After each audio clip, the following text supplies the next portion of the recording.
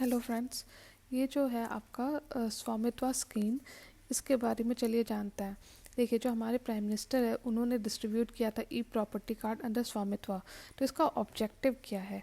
देखिए, पहला ऑब्जेक्टिव है कि एक integrated property validation solution for rural India. Basically ये रूरल इंडिया के लिए क्रिएट किया गया है और जिसमें कि अलग अलग जो भी सेंट्रल सेक्टर स्कीम है उसको प्रोवाइड किया जाएगा, जैसे कि इंटीग्रेटेड प्रॉपर्टी वैलिडेशन, दूसरा कि एक्यूरेट लैंड रिकॉर्ड की ताकि हमारे लिए रूरल प्लानिंग इजी हो, साथ में leveraging property as financial assets by the citizen of rural India.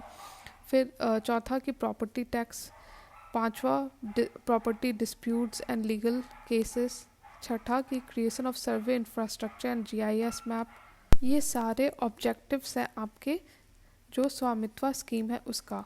लेकिन कुछ इश्यूज आते हैं इम्प्लीमेंटेशन में, मतलब कि ये बेसिकली सेंट्रल सेक्टर स्कीम है एट अ रूरल लेवल, उसको इंटीग्रेटेड प्रॉपर्टी वैलिडेशन सॉल्यूशन, मतलब कि जो प्रॉपर्टी रिलेटेड मतलब लैंड रिलेटेड ये आपका बेसिकली बनाया गया है स्वामित्व स्कीम, ताकि जो सेंट्रल सेक्टर स्कीम है वो एक इंटीग्रेटेड प्रॉपर्टी वैलिडेशन सॉल्यूशन ला सके फॉर रूरल इंडिया। इसमें ड्रोन सर्वेइंग टेक्नोलॉजी यूज़ होगा जो कि डिमार्केट करेगा आपका लैंड इन रूरल एरिया।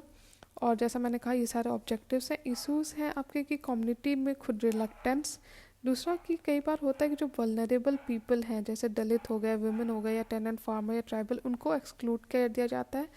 तीसरा, lack of functional market in rural area. चौथा, लैक ऑफ रेगुलर अपडेट, मतलब कि हमारे जो लैंड रिकॉर्ड्स हैं आउटडेटेड हो गए हैं या उनको टोटली डिजिटाइज और अपडेट नहीं किया गया है। इस बारे में हमने ऑलरेडी पढ़ा है लैंड रिफॉर्म्स और डिजिटाइजेशन ऑफ लैंड में, वो आप देख सकते हो। पांचवा, सेंटर स्टेट कोऑर्डिनेशन, मतलब कि जो लैंड है वो स्टेट सब्जेक्ट है और ऑफ कोर्स जब सेंटर और स्टेट में कोऑर्डिनेशन ना होगा तो प्रॉब्लम होगी। नेक्स्ट पॉइंट है कि लीगल लूप होल, बहुत सारे लीगल लूप होल है जिसको कि भरने की ज़रूरत है, तब हमारा जो लैंड रिलेटेड इशू है वो प्रॉपरली सॉल्व होगा। अगर हम वे फॉरवर्ड में देखो तो इसमें होगा कि कम्युनिटी को इंगेज करो, दूसरा कि जो वल्नरेबल पीपल है उनको उनका प्रोटेक्शन होना चाहिए, उनके राइट्स का, चाहे वो लैंड राइट्स हो या उनके डेवलपमेंटल राइट्स हो। तीसरा कि ग्रीवेंस रिड्रेसल सिस्टम, मतलब कि किसी को अगर कोई प्रॉब्लम है तो वो आसानी से उसे सॉल्व कर सके। चौथा कि इनेबल मार्केट्स टू वर्क। फिर नेक्स्ट है fostering healthy competition among states, मतलब कि कोऑपरेटिव फेडरलिज्म का एक जैसे एग्जांपल है कि नेक्स्ट है कि devising appropriate monitoring system, empower करना ग्राम पंचायत को, और lastly ownership rights to women. तो ये सारे पॉइंट्स हैं जो कि आप वे फॉरवर्ड में मेंशन करोगे। देखो, लैंड जो है ना वो कॉम्प्रहेंसिवली आपको समझना पड़ेगा कि क्या क्या प्रॉब्लम्स है और उनको उनसे डील करने के लिए बेसिकली ये स्वामित्व स्कीम लाया गया है।